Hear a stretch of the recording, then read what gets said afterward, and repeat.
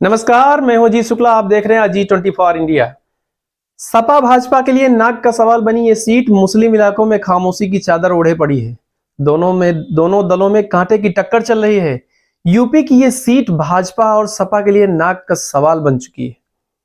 CM योगी पिछले 7 दिन में इस विधानसभा क्षेत्र का दौरा 2 बार कर चुके हैं।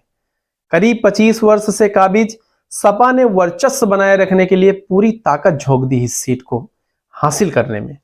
उत्तर प्रदेश में 9 सीटों पर होने वाले उपचुनाव में कांटे के मुकाबले वाली सीटों में शुमार है कानपुर की सीसामऊ विधानसभा।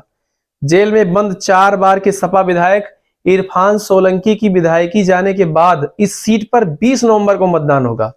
इस सीट पर करीब 25 वर्ष से काबिज सपा ने वर्चस्व बनाए रखने के लिए पूरी ताकत झोंक दी है, तो भाजपा के लिए सीट नाक का सवाल बन गई है। यही वजह है कि माननीय मुख्यमंत्री योगी आदित्यनाथ ने महज 7 दिन में इस विधानसभा क्षेत्र का 2 बार दौरा किया है।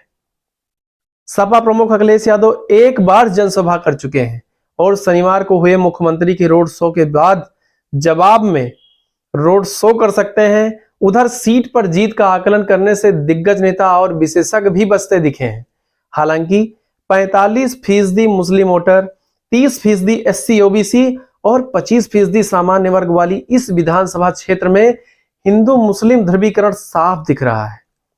हिंदू तो कुछ बोल भी पा रहा है, लेकिन मुस्लिम ने खामोशी की चादर ओढ़ रखी है। अयोध्या के झटके से कटहरी में उबरने की कोशिश की जा रही बीजेपी के द्वारा। बीजेपी ने जीत में पूरी दम लगा रखी है। सपा से सीधी टक्कर है। इस जगह पे भाजपा अयोध्या झटके से कटहरी उपचुनाव में उबरने की पूरी कोशिश कर रही है।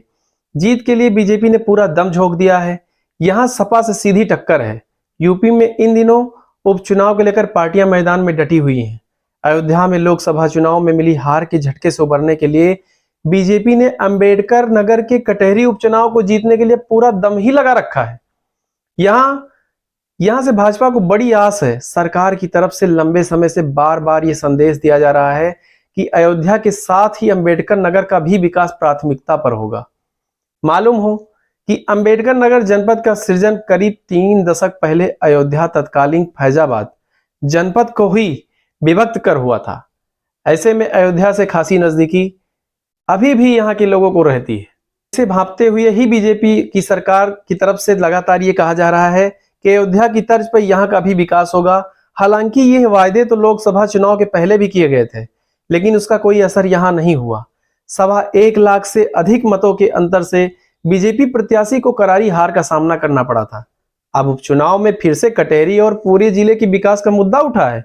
इस प्रकार यहां ज्यादा विकास कराने की बात स्वयं सीएम योगी आदित्यनाथ ही कर रहे हैं। इसके पहले जो चुनाव हुआ था वहां कोई बात ही नहीं चल रही थी कटहरी विधानसभा की। राजनीतिक विश्लेषकों का कहना है कि बीजेपी की यह सीट जीत कर अयोध्या की हार का बड़ा संदेश देना चाहती है।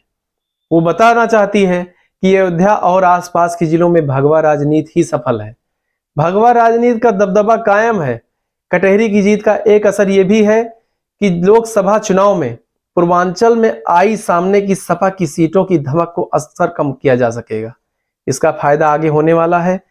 शनिवार को सपा सांसद लालजी वर्मा ने उपचुनाव में प्रशासन पर मतदाताओं को धमकाने का आरोप लगाया है कि उन्होंने वीडियो जारी करते हुए कहा है कि पुलिस और प्रशासनिक अधिकारी प्रधानों और कोटेदारों को अपने बूथ पर बीजेपी को जीत दिलाने का दबदबा बना रहे हैं।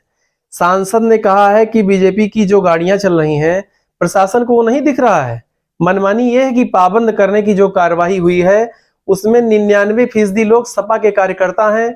प्रशासन उपचुनाव में हर तरह की मनमानी कर रहा है। अब इस सीट में किसका जज्बा कायम होता है, किसका झंडा ऊपर होता है, ये आगे के समाचार में आपको जरूर बताऊंगा। तब तक के लिए नमस्कार। देखते रहिए अजीत 24 इंडिया। अगर चैनल पर नए हैं तो सब्सक्राइब करके बेल आइकन जरूर दबा लीजिएगा, जिससे आगे की न्यूज का नोटिफिकेशन आपको प्राप्त होता रहे। तब तक के लिए नमस्कार।